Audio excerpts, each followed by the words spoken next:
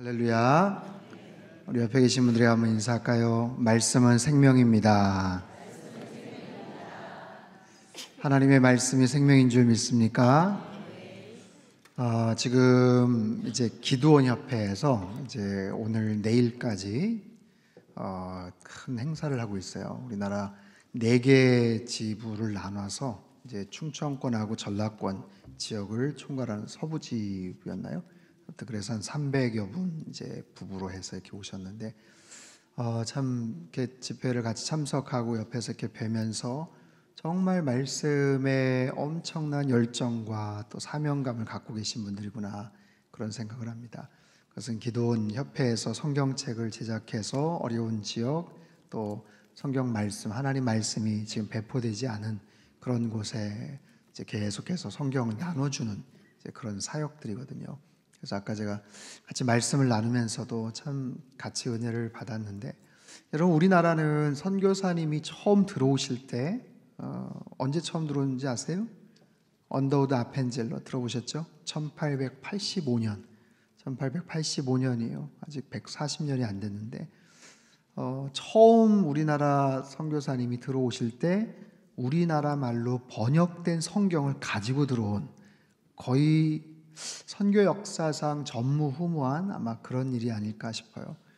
여러분 너무 웃기지 않습니까? 선교를 하러 선교사님이 그 지역에 보니까 처음 들어간다는데 이미 그 나라 말로 번역된 성경책을 가지고 그렇게 먼저 들어갔어요.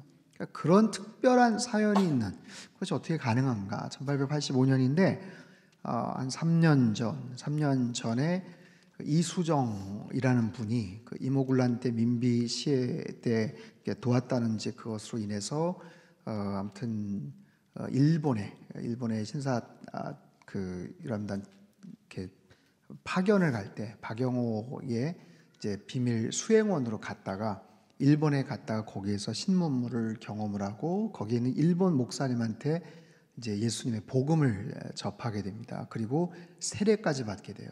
근데 이제 이수정이라는 이 한학자이기도 하고 굉장히 이제 두뇌가 아주 명석한 분이신데 중국말도 한문도 잘하고 일본어도 잘하고, 그래서 세례를 베푼 그 일본 목사님의 권유에 의해서 한글로 성경을 이제 번역하는 이제 그런 일을 하게 됩니다. 그래서 이제 쪽 복음이죠. 전체는 아니지만 마가복음, 뭐 요한복음, 사도행전. 그때 이제 언더우드 아펜젤러 선교사님이 곧바로 우리나라로 들어온 게 아니고 일본에 잠깐 머물면서 그렇게 준비를 하고서 이제 들어가는데 이미 거기서 이제 그렇게 딱 만나게 된 거예요. 그래서 거기서 이제 한글로 번역된 마가복음을 들고서 이제 제물포항에 들어오는 아주 정말 특별한 이력을 가진 우리 이제 민족이죠. 정말 하나님께서 이 민족을 불과 130년 정도밖에 안 된 짧은 선교의 역사지만 정말 하나님의 크신 은총 가운데서 복음의 은혜와 또 교회 부흥을 허락해 주셨고, 또 그래서 정말 50년 60년 전만 해도 전쟁 이후에 전 세계에서 가장 못 살고 가난한 나라 중에 하나였는데 오늘날은 정말 세계 10위권에 경제되고 이제 3만 불 GDP를 갖고 있는 그런 나라로 번창케 하신 것은 정말 하나님의 특별한 섭리요 하나님의 특별한 은총인 줄 믿습니다. 그런 과정 속에서 저와 여러분에게 어떻게 복음이 들어왔나, 어떻게 말씀이 들어왔나 한번 생각해 보세요. 여러분에게 어떻게 복음이 들어왔어요? 어떻게 말씀이 어떻게 여러분 접하게 되어서 이 자리에 오시게 되었나요? 그 이야기들을 다 나누면 정말 특별하고 정말 대단한 그런 간증거리들이 아마 넘쳐나지 않을까 싶어요. 그래서 그 생명의 말씀, 그 쪽복음 하나, 그 말씀 한 구절, 그 구절 하나하나를 통해서 정말 하나님의 놀라운 그런 역사들이 이루어졌죠. 1866년에 제너럴 셔먼호가 대동강에 거기서 파손되고 거기서 불에 타서 죽을 때 토마스 선교사가 거기서 순교를 당하죠. 성경책을 많이 가지고 왔어요. 사실은 중국말로 된 한문으로 된 성경책을 가지고 왔는데 단 한 번도 제대로 전해보지도 못하고 거기서 참수형을 당해서 죽습니다. 하지만 죽기 전에 그 성경책을 이렇게 좀 나눠줬는데 그 받은 12살 먹은 최치량인가 그 소년이 거기 있는 영수급 되는 박 누구한테 그 한문 성경을 줬죠. 자기는 뭐 얼씨구나하고 받아 좋은 거예요. 왜냐하면 그 당시 종이도 귀한 시대인데 그거 가지고 뜯어가지고 뭘 썼어요? 집 도배하는 데다 썼다는 거 아니에요, 그렇죠? 한문 성경을 다 집 도배하는 데다 그냥 완전히 도배를 해버린 거예요.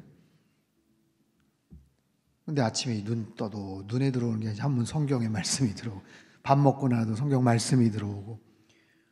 근데 계속 그걸 들여다보다가 세상에 성령님이 감동을 하셔서 거기에서 마음이 열려서 정말 예수님을 알게 된 거예요.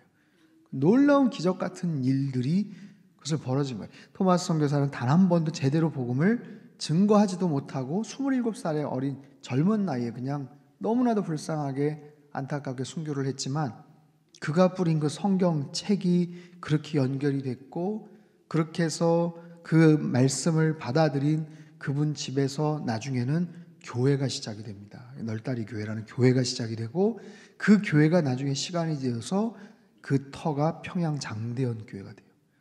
평양장대연 교회 여러분 들어보셨어요?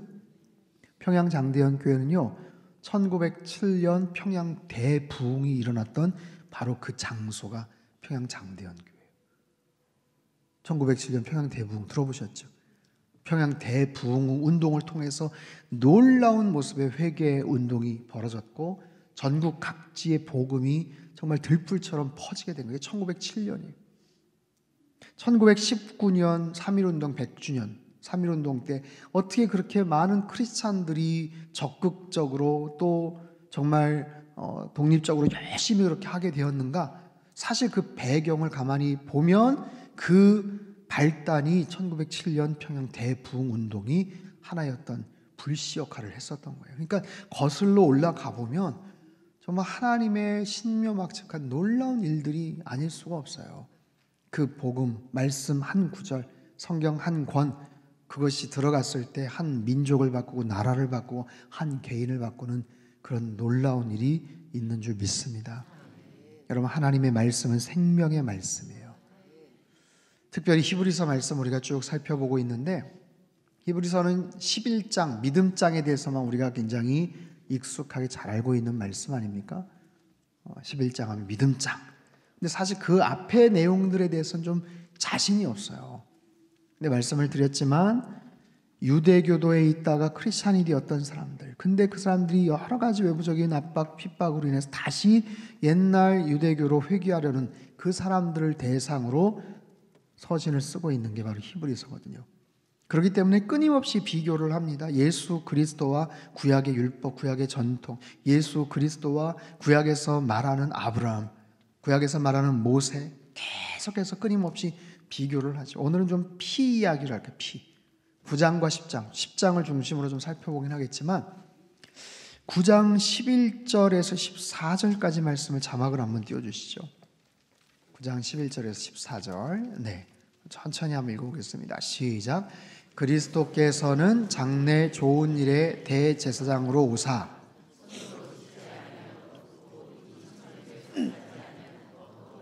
온전한 장막으로 말미암아 염소와 송아지의 피로 하지 아니하고 오직 자기의 피로 영원한 속죄를 이루사 단번에 성소에 들어가셨느니라. 염소와 황소의 피와 및 암송아지의 죄를 부정한 자에게 뿌려 그 육체를 정결하게 하여 거룩하게 하거든 하물며 영원하신 성령으로 말미암아 흠없는 자기를 하나님께 드린 어찌 너희 양심을 죽은 행실에서 깨끗하게 하고 살아계신 하나님을 섬기게 하지 못하겠느냐. 자, 쉽게 말하면 예수 그리스도의 보혈과 지금 구약에서 말하는 율법 그리고 제사 전통에서 말하는 소와 염소와 양의 피를 지금 비유를 하는 거예요. 소와 양과 염소의 피를 통해서 일시적으로나마 그 죄의 문제를 해결했다면 하물며 자기를 하나님께 흠없이 드린 그리스도의 피가 너희를 어떻게 건질 수 없겠느냐? 오직 예수 그리스도의 그 보혈의 능력을 지금 강조를 하죠. 히브리서 9장 22절도 한번 띄워주세요. 시작. 율법을 따라 거의 모든 물건이 피 흘림이 없은즉 사함이 없느니라. 굉장히 유명한 구절이에요. 잘 기억하십시오. 어디에 있는지도 기억을 해두시면 좋아요. 히브리서 9장 22절입니다. 율법을 따라서 거의 모든 물건이 피로써 정결케 되나니 피 흘림이 없은즉 죄사함이 없느니라. 피 흘림이 없으면 죄사함이 없는 거예요. 그렇기 때문에 이 죄의 문제를, 이 지긋지긋한 지독한 죄의 문제를 어떻게 해결을 할 것인가. 과거에는 율법을 통해서, 제사를 통해서 계속해서 그 문제를 해결하기 위해서 애를 썼지만 거기에 어떤 한계 오류가 있는지 10장에서 이제 구체적으로 소개를 합니다. 자, 10장 1절에서 4절, 5절까지 말씀을 한번 천천히 읽어보도록 하겠습니다. 시작.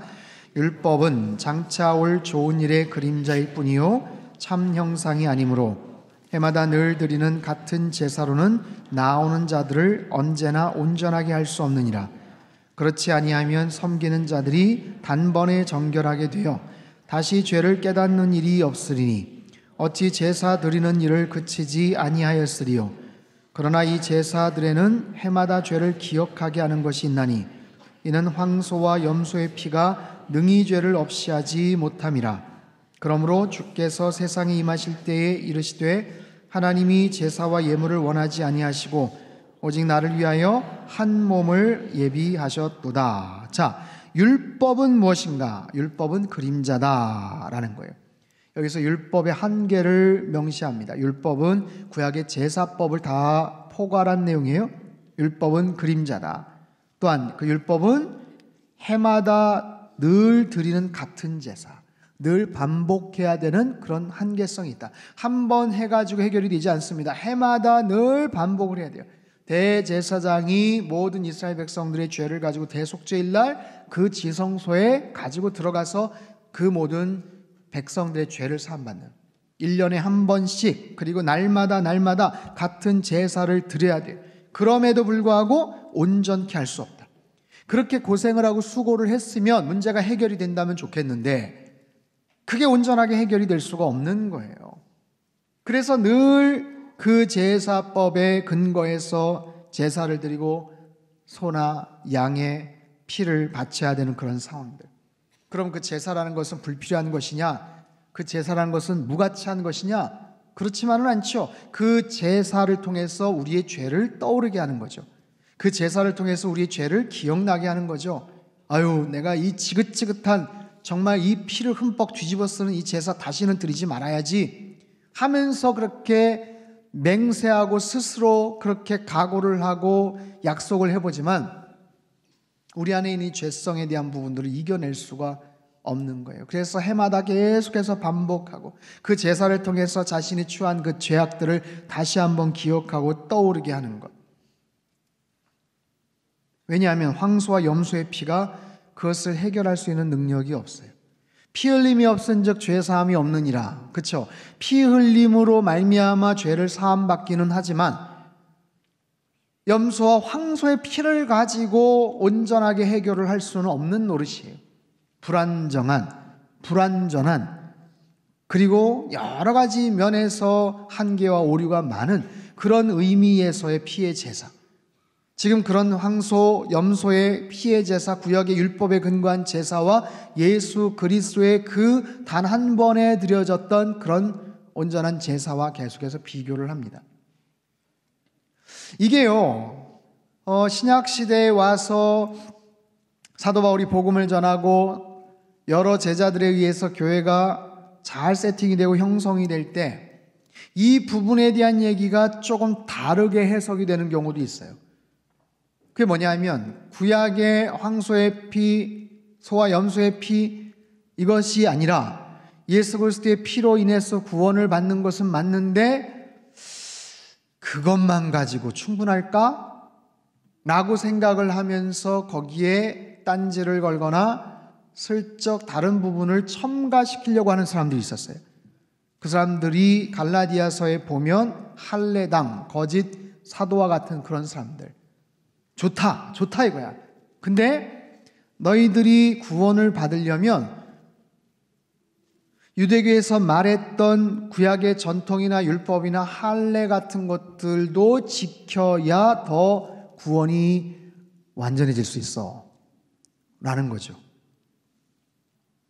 여러분, 이 부분에 대해서 우리가 잘 정신을 똑바로 차리고 봐야 되는데, 왜냐하면 안디옥 교회를 중심으로 이방인들과 유대인들이 막 섞여져 있었기 때문에 유대교도들, 그러니까 예루살렘 교회 같은 경우는 거의 유대교도들로서 크리스찬이 된 사람들이거든요.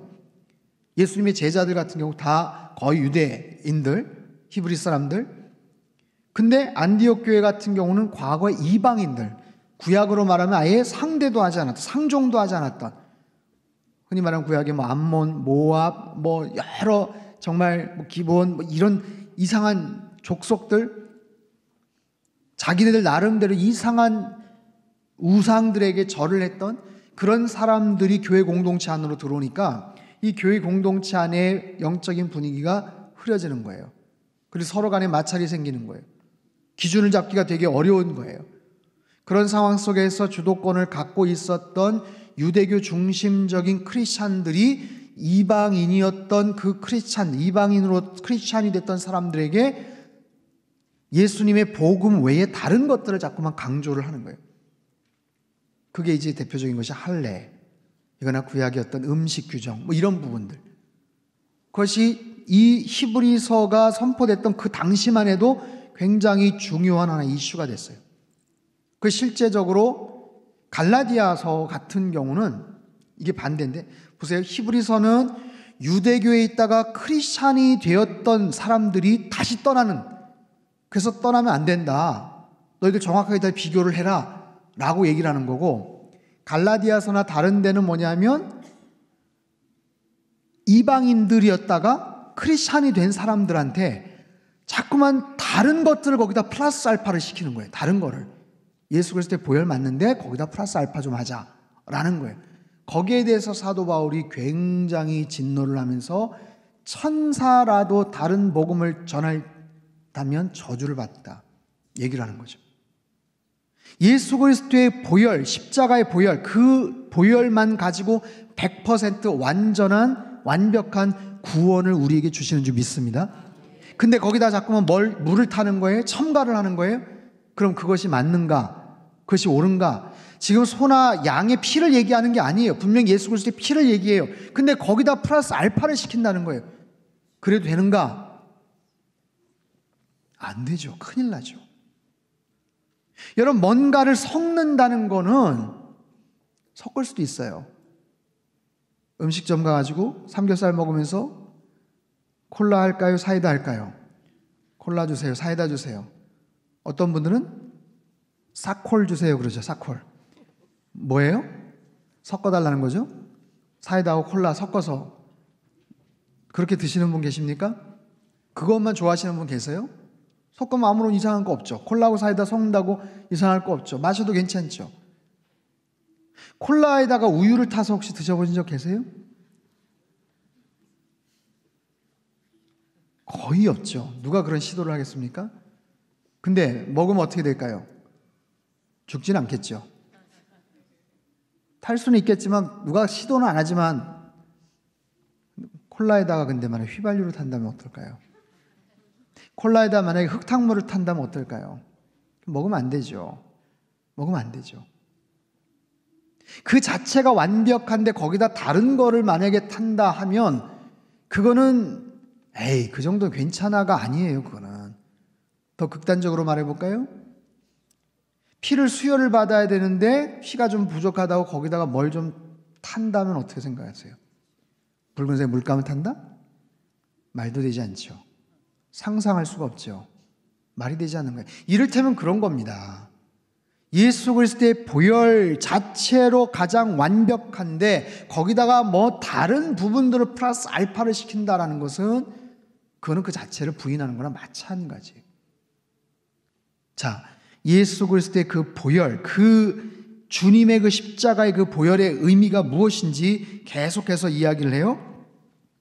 아까 5절 말씀 읽었죠? 오직 나를 위하여 한 몸을 예비하셨도다. 그 예비하신 예수 그리스도의 그 보혈의 의미가 무엇인지. 자, 그 다음 9절을 한번 같이 읽겠습니다. 한번 띄워주시죠. 13절. 네. 13절 말씀 같이 한번 읽겠습니다. 시작. 자기 발등상이 14절 그가 거룩하게 된 자들을 한 번의 제사로 영원히 온전하게 하셨느니라. 자, 그가 거룩하게 된 자들을 한 번의 제사로 영원히 온전하게 하셨다. 여러분, 단 한 번의 제사로도 충분히 그것이 온전하게 된다는 것을 여러분 믿으세요? 단 한 번인데 뭔가 좀 아쉬운가요? 부족한가요? 단 한 번이지만 그것만 가지고도 충분한 거예요. 온전한 거예요. 그리고 영원하다라고 얘기를 해요. 영원하다. 영원하다. 그 십자가의 의미, 그 십자가의 고통이 우리는 가히 상상을 할 수가 없는 거예요. 여러분, 패션 오브 더 크라이스트나 그런 영화 아니면 예수님 십자가 장면을 볼 때 그 고통이 너무 힘들고 너무 아파서 너무 고통스러워서 그것이 충분하겠다라는 것만이 아니에요.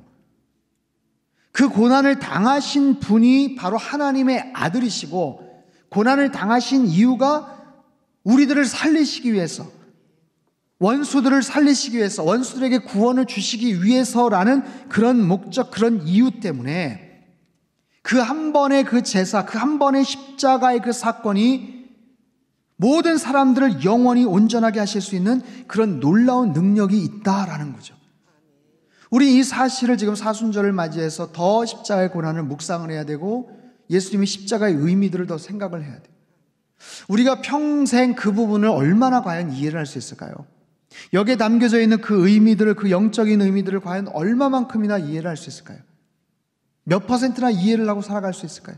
우리는 때로는 너무 피상적으로만 그냥 딱 인식하고 그냥 넘어가는 경우들이 많아요. 아, 예수님이 나 때문에 돌아가셨지, 십자가 달려 고난받으셨지, 내가 죽어야 되는데 아유, 내가 열심히 살아야 되겠다.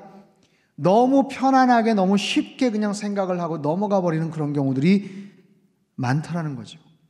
특별히 사순절을 맞이해서 예수님의 그 십자가의 의미, 단 한 번의 제사로 영원히 온전하게 만드신 그 놀라운 의미, 그것이 영원히 온전하게 된다라는 그 사실을 우리가 더 마음속 깊이 느낀다면 그 주님 앞에 우리가 어떤 모습으로 나아갈 것인가, 거기에 대해서 히브리서 기자가 19절 이하에 이렇게 말씀을 합니다.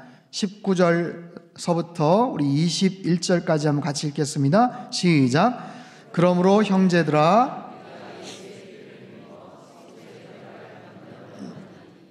그 길은 우리를 위하여 휘장 가운데로 열어놓으신 새로운 살 길이요, 휘장은 곧 그의 육체니라. 또 하나님의 집 다스리시는 큰 제사장이 계심에 우리가 마음의 뿌림을 받아 악한 양심으로부터 벗어나고 몸은 맑은 물로 씻음을 받았으니 온전한 믿음으로 하나님께 나아가자. 자, 그러므로 형제들아, 우리가 예수의 피를 힘입어 성소에 들어갈 담력을 얻었다. 예수님의 피를 힘입어 성소에 들어갈 담력을 얻었다. 이 담력이란 단어 대신에 어떤 단어가 들어갈 수가 있을까요? 예수의 피를 힘입어 성소에 들어갈 자격을 얻었다. 또요, 성소에 들어갈 수 있는 은혜를 입었다. 성소에 들어갈 수 있는 자신감을 갖게 됐다. 성소에 들어갈 수 있는 길이 열렸다. 우리에게 그런 기회가 생겼다. 9장, 10장서부터 계속해서 반복돼서 말씀하고 있는 예수 그리스도의 그 보혈의 능력, 십자가의 그 능력, 예수님께서 그냥 돌아가신 게 아니라 구약의 모든 율법과 비교를 해서 그 많은 제사장, 지난주에 살펴봤죠. 아론서부터 AD 70년까지 거의 60명이 넘는 대제사장이 계속해서 그 수종을 들고 그래야만 되는 이유가 뭐예요? 우리의 죄 때문에, 그리고 대제사장의 역할의 그런 한계 때문에. 근데 예수님께서 하나님의 아들로서 이 땅에 오셔서 단 한 번의 그 피의 제사로, 십자가의 제사로 이 땅에 오셔서 돌아가심으로 말미암아 우리에게 영원한 살 길을 허락해 주신 그 담력을 얻었어요. 그래서 우리에게 뭐가 열렸냐면 20절 다시 한번 띄워주세요. 20절 말씀 같이 읽죠. 시작. 그 길은 우리를 위하여 휘장 가운데로 열어놓으신 새로운 살 길이요, 휘장은 곧 그의 육체니라. 여러분, 이 말씀을 별표를 하고서 잘 기억을 해두시기 바랍니다. 그 길은 우리를 위하여, 우리요? 우리 자신의 이름을 넣으셔야죠. 여러분, 자신의 이름을 넣어야죠. 저의 이름을 넣어야죠. 그 길은 나 자신, 아무개, 안광복, 여러분 자신의 이름을 위하여 휘장 가운데로 열어놓으시되 활짝 열어놓으신 새로운 살 길이다. 새로운 살 길. 여러분, 이 표현이 얼마나 멋진지 몰라요. 영어 성경을 보면 A new and living way. 새로운 길. 과거에는 없었던 길이에요. 여기 언제 이런 길이 생겼어? 여러분, 몇 년 만에 어느 지역을 가봤을 때 길이 새로 생겨요. 전혀 길이 생기지 않았는데 무슨 여러 가지 종합 개발에 의해서 우리 동네 가까운 곳에 큰 4차선 대로가 생긴다. 여러분, 그것도 너무 기쁜 일이죠. 편안하게 갈 수 있는 어떤 그런 길이 생겼다. 얼마나 기쁜 일이에요. 근데 여기서의 새로운 길, 최근에, 이거는 제사법하고 연결돼서 나온 이제 그 단어인데, 짐승을 막 잡아서 신선한, 아직 피가 뜨끈뜨끈한 그런 개념으로서의 아주 새로운 어떤 프레시한 어떤 그런 얘기. 새로운 길, 그리고 살길, living way, 살길. 그 길을 따라가면 살 수 있더라. 그 길을 따라가면 구원에 얻을 수 있더라. 새로운 살길. 자, 새벽 예배 때도 그런 얘기 했어요. 야, 이거 교회 이름으로 지으면 참 좋겠다. 새로운 살길 교회. 어감이 좀 이상하긴 하지만 의미는 너무 멋있는 거예요. 새로운 살길. 저와 여러분에게 새로운 살길이 열린 줄 믿으십니까? 길이 열렸다는 거예요. 길이. 우리가 살면서 길이 막히는 순간 얼마나 답답합니까? 운전을 하면서 길이 막히고 도로가 차단이 되고 공사 때문에 시간이 지연돼도 그것만 해도 속이 상하죠. 마트에서 한참 바쁠 때, 사람 많을 때, 주말 때 어느 줄에 서서 좀 빠르게 계산하고 나갈까 생각해서 그나마 줄이 짧은데 줄 딱 섰는데 바로 그 앞에 어떤 고객이 뭐 카드가 문제가 생겨가지고 거기서 자꾸만, 여러분, 그 짧은 시간만 분명히 내 뒤에 섰던 사람인데 벌써 지금 계산하고 나갔어요.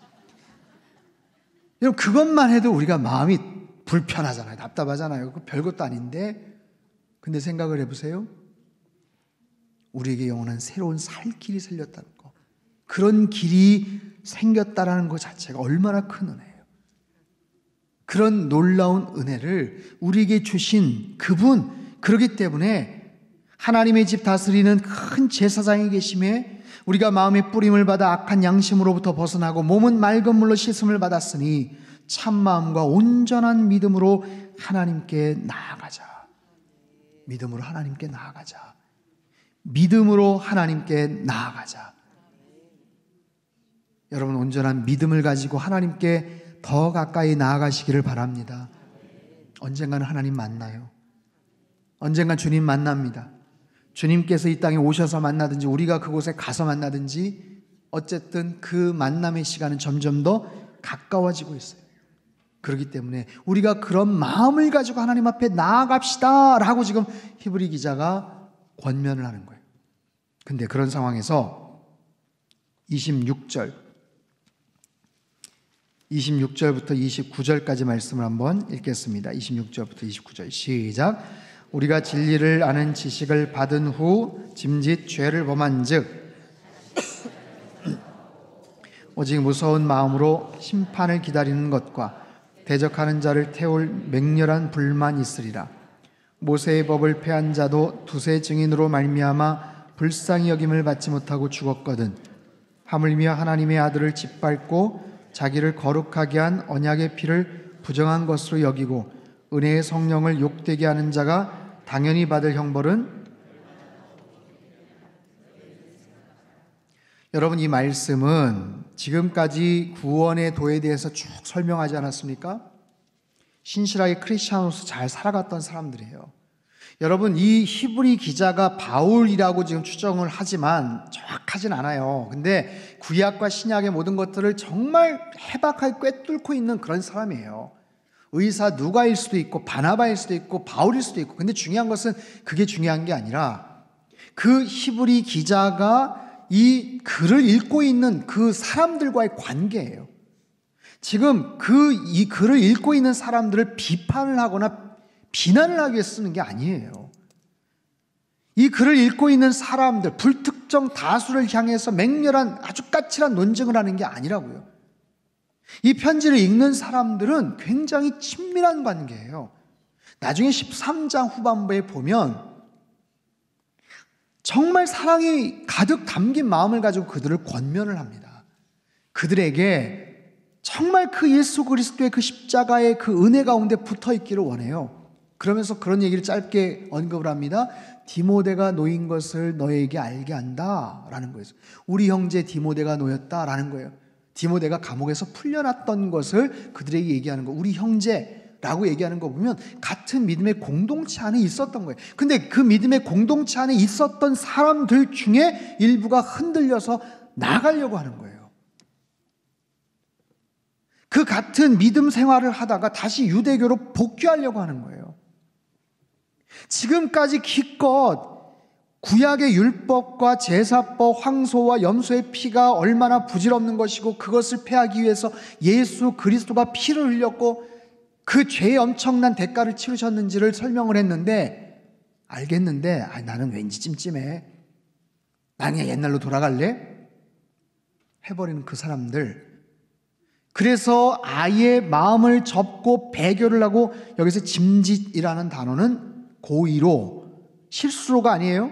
고의로, 의도적으로 그렇게 죄를 범하고 아예 탈락을 하고 넘어가는 사람들에게는 무서운 심판이 기다린다는 거예요. 이거는 그냥 괜한 경고나 엄포의 얘기가 아닙니다. 그리고 이걸 잘못 오해를 하면 우리처럼 신앙생활을 하다가 잘못 죄를 범하거나 하나님께서 기뻐하시지 않는 그런 죄를 범하면 그러면 그 구원이 취소가 되는가? 그럼 그 구원의 그 과정에서 우리는 탈락되는가? 그 이야기도 아니에요. 구원을 취소하겠다라는 그런 얘기는 아니에요. 우리가 믿음 생활을 하면서 그것이 아니에요. 이 얘기는 뭐냐면 아예 배교를 한다는 거예요. 의도적으로 적극적이고 자의적으로 그것을 저버리고 그냥 떠나버린다. 그럼 그런 사람들에게 어떤 심판과 어떤 맹렬한 불이 있겠는가 하면서 설명을 합니다. 이 이야기가 얼마나 무서운 거냐면 모세의 법을 폐한 자도 도세증인으로 말미암아 불쌍히 은받지 못하고 죽었는데 하물며 29절을 제가 다시 읽죠. 하물며 하나님의 아들을 짓밟고 자기를 거룩하게 한 언약의 피를 부정한 것으로 여기고 은혜의 성령을 욕되게 하는 자가 당연히 받을 형벌은 얼마나 무겁겠냐. 하나님의 아들을 짓밟다라는 것은 카타피테오라는 단어인데 피테오라는 말이 짓밟다예요. 근데 카타라는 전치사는 무엇 무엇에 대항하여 짓밟다는 거예요. 의도를 가지고 적극적으로 짓밟아 버리다라는 거예요. 무엇을? 누구를? 하나님의 아들을. 그리고 거룩하게 한 언약의 피를 부정한 것을 여기고. 여러분 지금까지 7장, 8장, 9장, 10장에서 그 그리스도의 보혈에 대해서 지금 계속해서 간절하게 설명을 했거든요. 그 고귀한 피가 얼마나 대단한 거, 엄청난 희생 속에서 이루어진 거고 그 피 한 방울에 온 세상의 인류가 영원히 단번에 구원을 얻을 수 있는 그 엄청난 예수 그리스도의 십자가의 보혈인데 그것을 부정한 것으로 여긴다. 여러분 이게 얼마나 큰 죄예요. 나는 그거 아니야. 나는 그냥 옛날에 그건 좋은 것 같아 하면서 넘어가는 게 부정하는 거죠. 그리고 은혜의 성령을 욕되게 하는 자는 얼마나 무서운 형벌을 받겠느냐. 그러니 그러지 말아라. 그렇게 얘기를 하는 거예요. 우리한테 얘기하는 건 아니고 그 마음을 갖고 있다가 배교를 하는 사람. 여러분 이 심판의 얘기는 사실 양극단적인 면이 있습니다. 주님의 오심은 양극단적인 거예요. 주님의 오심은 누군가에게는 심판이지만 누군가에게는 구원입니다. 주님이 이 땅에 오심은 누군가에게는 정말 말할 수 없는 고통의 순간이지만 힘들고 어렵고 꿋꿋하게 믿음의 경주를 걸어왔던 사람들에게는 말할 수 없는 기쁨의 승리의 월계관을 받는 순간이에요. 바로 그런 얘기예요. 지금까지 잘 왔다가 그렇게 탈락해버리고 완전히 배교해버리고 주님의 그 고귀한 십자가의 그 보혈과 그 희생을 무가치한 것으로 여기는 자에게는 이런 모습이 있지만, 그렇지 않고 끝까지 믿음을 지키는 자들에게는 어떤 일들이 벌어지겠는가. 그러면서 10장 후반부에 이런 이야기를 해요. 38절 39절 말씀 같이 한번 읽겠습니다. 시작. 나의 의인은 믿음으로 말미암아 살리라. 또한 뒤로 물러가면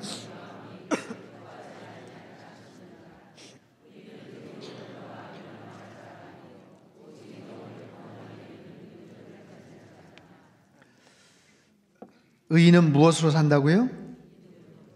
오직 의인은 믿음으로 말미암아 사는 줄 믿습니다. 저와 여러분은 믿음으로 구원받은 줄 믿습니다. 저와 여러분이 이 땅에 태어나서 지금까지 살아오면서 제일 잘한 게 뭐예요? 여러분 뭘 제일 잘하셨어요? 예수님 믿는 거? 네, 제일 잘하셨죠. 내가 예수님 믿었기 때문에 그런 이야기를 하시죠. 만약에 안 믿었으면 여러분 뭘 또 얘기하시겠어요? 자랑할 거 많죠? 네? 나 이것도 잘했고 이렇게 했고 이렇게 했고 나 나름대로 이렇게 착하고 선하게 살았고. 근데 그 모든 것을 다 긁어 모아도 하나님 앞에서 그것을 구원받을 만한 무게가 되질 않아요. 아무리 많은 것을 긁어 모아도. 믿음. 어떤 믿음? 그분이 나를 위해서 십자가 달려 죽으셨군요. 와, 그분이 흘리신 그 피가 그런 놀라운 능력이 있군요. 그분이 흘리신 그 희생의 사랑이 그 정도로 엄청난 깊은 하나님의 섭리와 하나님의 깊은 사랑 속에서 나에게 전해진 거군요. 그걸 깨닫는 거예요. 믿음이 다른 게 아니고. 그 믿음을 갖고 있다면 내가 이 땅 가운데서 흔들릴 수 있는 그런 상황들, 여러분 이 이야기를 들었던 초대교회 성도들은 사실 굉장히 힘들었잖아요. 어려운 부분 많잖아요. 사도 바울이 복음을 전했던 초창기만 해도 괜찮았어요. 그때만 해도 극렬한 유대교도들이 막 반대하고 방해하고 그런 일들 제외하고는 사실 괜찮았어요. 근데 60년대 지나고 나서 그 이후 한 70년대 그 사이 이 히브리서도 마찬가지인데 그 이후엔 더더욱 마찬가지지만 로마 황제들이 아주 극렬한 박해가 아주 노골적으로 펼쳐졌을 그 당시예요. 유대교도들이 그렇게 과거로 회귀하려고 하는 부분이 이해가 되는 부분들이 있는 거예요. 오죽 힘들면 저러겠는가? 오죽 어려우면 저러겠는가? 여러분 그 당시에 지금도 마찬가지 중동 지역이나 이런 데서 완전히 무슬림 그런 가게 아니면 그런 마을에서 크리스찬이 되었다라는 이유 때문에 사람들한테 미움을 당하고 손가락질 당하고 때로는 돌팔매를 당해서 죽임을 당할 수도 있는 그런 상황. 그런 사회 속에서 내가 끝까지 꿋꿋하게 복음을 위해 싸울 수 있겠는가? 오늘 이집트 같은 경우 무슬림이 많지만 거기 콥틱 크리스찬들이 있어요. 아주 소수지만 엄청 핍박을 받죠. 몇 달 전인가요? 그때도 예배를 드리고 있는 그 현장에 기관총을 갖고 들어가가지고 수십 명이 그래서 목숨을 잃었잖아요. 굉장히 어려운 곳에서 신앙생활하는 아프리카 수단이나 우간다나 아니면 그런 쪽에 무슬림이 막 극렬하게 있는 그런 지역은요, 그 지역에서 크리스찬으로서 신앙생활하다 붙잡힌 사람들이 너무너무 고통 가운데 어려움을 당해요. 전 지금도 그 영상을 참 이렇게 이기가 어려운데 한 5명, 6명 붙잡아 놓고 땅을 이렇게 파가지고 거기다 밀쳐 놓더라고요. 나오려고 하는데 못 나오게 해요. 그리고 그 위에다가 나뭇가지를 그냥 덮어가지고 하더니 그냥 불을 질러 버리는 거예요. 사람이 거기 있는데. 차마 다 보지를 못했어요. 그 사람들이 다 크리스찬이에요. 그 지역에서 핍박을 받고 고난을 당하는 그런 사람들. 그런 사람들이 오늘 이 시대에도 얼마나 많은지 몰라요. 크리스찬이라는 이유 때문에 목숨을 잃는 사람이 1년에 15만 명 정도 된다고 하잖아요. 15만 명. 여러분 15만 명이라면 하루에 500명 꼴입니다. 그렇게 많은 사람들이 핍박을 당하고 고난을 당하고 어려움을 당해요. 이 복음의 메시지가 전파되었던 그 당시 그 크리스찬들 너무너무 어려운 가운데서 살아가죠. 믿음을 지키기가 굉장히 힘든 거예요. 그 시대하고 비교를 해보면 오늘 우리 상황 속에서 내가 믿음을 지키는 데 있어서 제일 방해가 되고 힘든 거는 뭔가? 어떤 요소가 우리의 믿음을 지키는 데 제일 방해를 합니까? 여러분 어떠세요? 오늘 이 자리 교회에 오기까지 혹시 누군가와 싸우거나 핍박을 당하거나 고난을 당하다 오신 분 혹시 계십니까? 나 여기 온다고 욕 바가지로 먹고 혹시 그런 분 계세요? 적어도 2019년 대한민국에 살아가는 우리들에게는 믿음을 지킨다는 것, 내가 예수님을 믿는다는 것, 적어도 그런 의미에서의 핍박이나 어려움은 없죠. 그나마 제일 힘든 게 뭘까요? 세상 유혹이죠. 세상 유혹. 세상의 편안함, 세상에 우리의 흥미와 관심을 끄는 수없이 많은 재미있는 여러 가지 요소들, 아니면 영적인 게으름들, 그것 때문에 우리가 힘들고 어려움을 토로하지 않겠어요? 물론 여러분들 중에는 정말 속상하고 어려운 그런 믿음의 갈등과 힘든 그런 시간들을 겪고 계시는 분들도 있으실 겁니다만 어쨌든 보편적으로 비교를 하자면 그렇다는 거예요. 그런 상황 속에서 우리가 어떤 믿음의 자세를 가져야 될까? 어떻게 이 믿음을 순수하게 지키고 나가야 될까? 의인은 믿음으로 말미암아 살리라 말씀을 하셨는데 뒤로 물러가지 않고 뒤로 물러가 멸망할 자가 아니고 오직 영혼을 구원함에 이르는 믿음을 가진 자로서 살아가는가? 여러분 절대로 뒤로 물러가는 그런 사람들 되지 않게 되기를 바랍니다. 나는 뒤로 물러간 적 없어요. 하지만 나는 그냥 그 자리에 머물 뿐이에요. 앞으로 나가지는 않지만 그렇다고 뒤로도 안 나갑니다. 여러분 그냥 그 자리에만 머무는 것으로도 만족해서는 안 돼요. 그 자리에 그냥 여전히 언제나 그냥 그 자리에 항상 그 자리에 머물고 그 이상도 없고 그 이하도 없다? 그럼 어쩌면 영적으로 오랫동안 매너리즘에 빠져 있거나 어떤 자극이 없는 그런 상태죠. 내가 믿음이 성장하려면 내 마음속에 어떤 자극이 있어야 돼요. 도전이 있어야 돼요. 뭔가 부딪힘이 있어야 되고 찔림이 있어야 됩니다. 근데 너무나도 오랜 시간 동안 나는 너무 지금 편안한 채 아무런 갈등이나 부딪힘이나 어려움이 없이 난 지금 신앙생활하고 있어. 그러면 오히려 스스로 한번 점검해 보실 필요가 있어요. 하나님의 말씀은요, 우리에게 때로는 몽둥이처럼 다가오고요, 때로는 굉장히 날카로운 양날선 검처럼 다가와요. 그렇기 때문에 이 말씀이 우리 안에 심겨지고 내 안에 다가올 때 그걸 통해서 하나님께서, 성령님께서 나에게 무슨 말씀을 하시는지를 들여다볼 수 있어야 돼요. 중요한 거는 믿음의 진보가 있어야 된다는 거예요.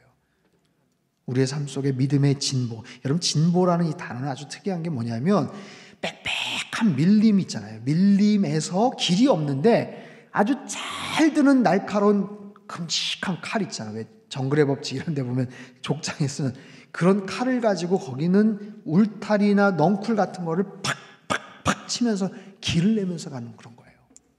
그런 의미에서의 믿음의 진보, 영적인 그런 놀라운 믿음의 진보가 우리 안에 있게 되기를 바랍니다.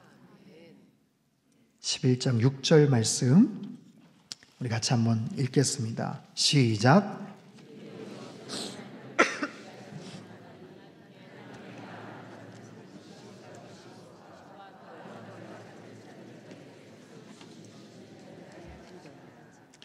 다시 한번 읽어볼까요? 시작. 믿음이 없이는 하나님을 기쁘시게 하지 못하나니 하나님께 나아가는 자는 반드시 그가 계신 것과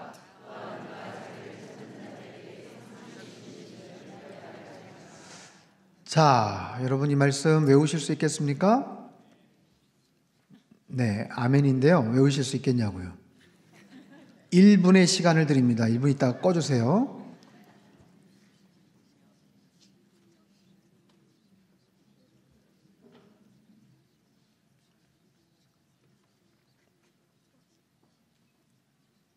끊어서 생각하시면 돼요.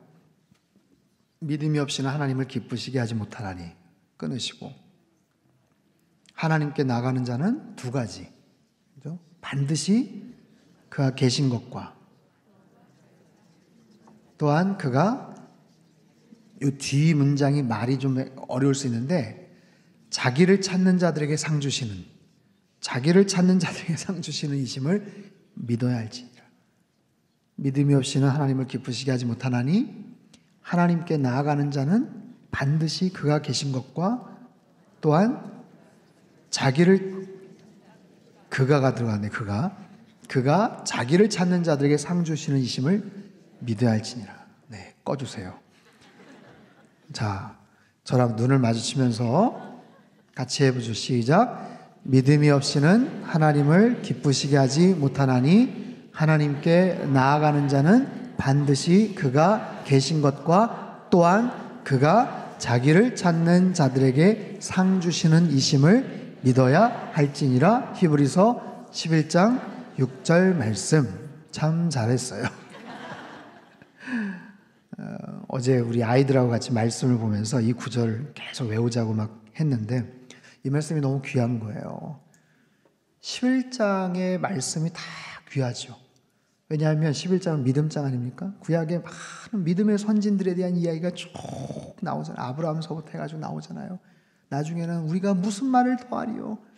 수많은 믿음의 이야기들을 쭉 하면서 그 믿음이 없이는 하나님을 기쁘시게 하지 못하는데 하나님께 나아가려면 반드시 두 가지. 그가 계신 것. 그가 계신 건 하나님이 살아계시다라는 것. 또한 그가 자기를 찾는 자들에게 상 주시는 분. 하나님께 찾고 부르짖고 기도하는 자를 하나님이 응답해 주시는구나. 그 사실을 믿음으로 선포하며 나아가는 자, 그들을 하나님이 기뻐하시더라. 여러분, 하나님은 살아계신 줄 믿습니다. 그 하나님이 우리가 열심히 간구하면 어떻게 하신다? 응답하시는 줄 믿습니다. 지금까지 9장, 10장 계속 얘기했던 게 그거예요. 그러니까 앞으로 믿음을 가지고 살자. 거기서 떠나가면 안 된다. 거기서 배교하면 안 된다. 이 사람들 하면서 막 간절하게 붙잡죠. 그러면서 그 믿음의 아름다운 여정을 가지고 살아갔던 믿음의 승리자들을 쭉 나열을 하는 거예요. 오늘 본문은 아니지만 자, 그렇게 해서 연결이 돼서 쭉 믿음에 대한 이야기를 하다가 12장에는 뭐라고 나와요? 그러므로 우리에게 구름같이 둘러싼 허다한 증인들이 있으니 모든 무거운 것과 얽매기 쉬운 죄를 벗어버리고 인내로써 우리 앞에 당한 경주를 하자. 구름같이 둘러싼 허다한 증인들이 있다는 거예요. 이 믿음의 경주를 해나가면 언젠가 파이널 그 선에 갔을 때 우리를 응원하고 우리를 맞이할 수없이 많은 믿음의 많은 선진들이 우리를 향해서 박수를 친다. 그래, 잘했다, 수고했다, 여기까지 오느라고 애썼다, 힘내라, 마지막까지 화이팅이다. 그렇기 때문에 모든 무거운 짐과 얽매기 쉬운 죄를 다 벗어버리고 주님 앞에 나아가자. 믿음의 주 온전케 하신 예수 그리스도를 바라보자라는 거예요. 사랑하는 성도 여러분, 하나님의 말씀은 생명의 능력이 있는 줄 믿습니다. 이 말씀이 우리 안에 들어와서 우리 안에 있는 모든 것들을 변화시키고 재정비를 할 거예요. 무엇보다도 예수 그리스도의 그 보혈의 능력에 힘이 있는 줄을 여러분 믿으시고 우리 일상에서 끝까지 믿음 생활 잘 해나가실 수 있게 되기를 바랍니다. 여러분, 믿음의 승리자들 다 되시기를 축원합니다. 우리 옆에 계신 분들에게 한번 축복하세요. 믿음의 승리자들이 됩시다. 끝까지 승리합시다. 살아계신 하나님 아버지, 갈급한 심령을 가지고 이 자리에 나와 말씀 가운데 또 기도와 찬양 가운데 나아가는 하나님의 거룩한 백성을 주님께서 긍휼히 여겨주시고 주님의 사랑의 품으로 안아 주시옵소서. 하나님, 헛된 소나 양의 피로 말미암은 것이 아니라 우리 구주 예수 그리스도의 그 십자가 보혈의 그 고귀한 피로 우리를 단번에 영원한 하나님 산 제물로 또한 온전케 하시는 하나님의 거룩한 사랑의 아름다운 관계로 저희들을 인쳐주시고 자녀 삼아주신 것 감사를 드립니다. 날마다 그 사랑에 감사하게 하시고 보답하게 하시고 그 주님의 한량없는 은총과 사랑을 찬양하며 살게 하여 주시옵소서. 하나님 믿음의 큰 자들이 되기를 원합니다. 믿음 안에서 승리하는 자들 되기를 원합니다.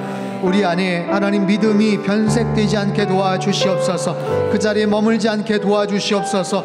오랜 시간 동안 아무런 갈등이나 아무런 영적인 도전 없이 그냥 매너리즘에 빠져 살아가지 않게 도와주시옵소서.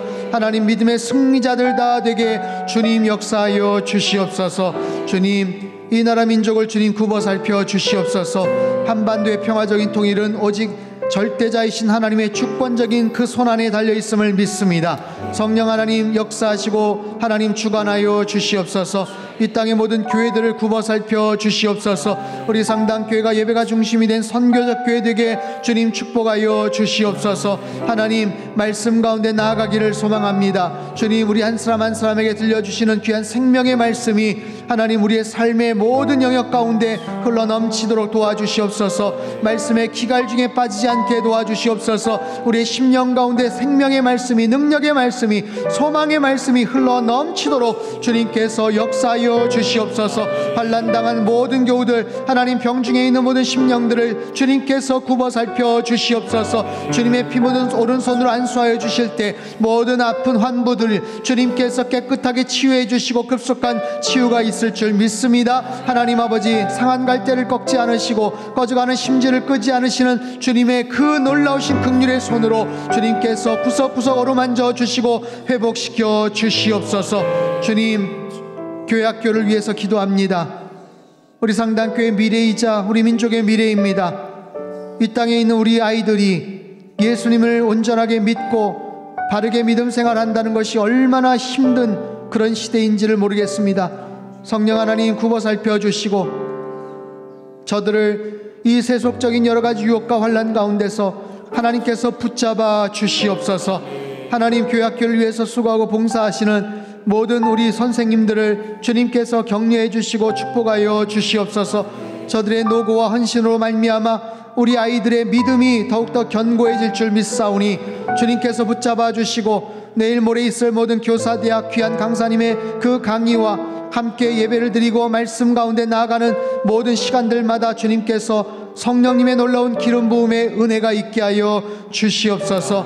주일 예배를 위해서 기도합니다. 하나님 예배는 생명인 줄 믿습니다. 예배는 생명인 줄 믿습니다.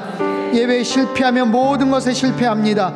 주님 상한 마음 깨진 심령을 가지고 주님 앞에 겸손한 마음을 가지고 나와 예배하는 참된 예배자들 되게 하여 주시옵소서.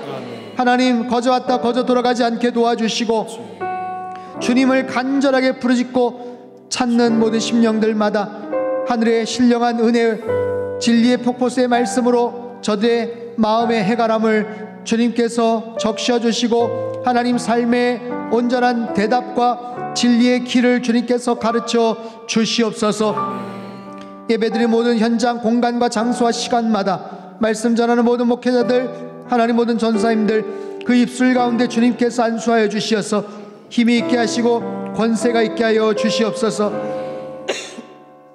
귀한 생명의 말씀을 통해 하나님 주님 만나 하나님 앞에서 온전한 마음으로 회복되며 날마다 말씀 가운데 승리하며 살아가는 하나님의 거룩한 우리 상당교회 교우들 백성들 되게 주님 축복하여 주시옵소서.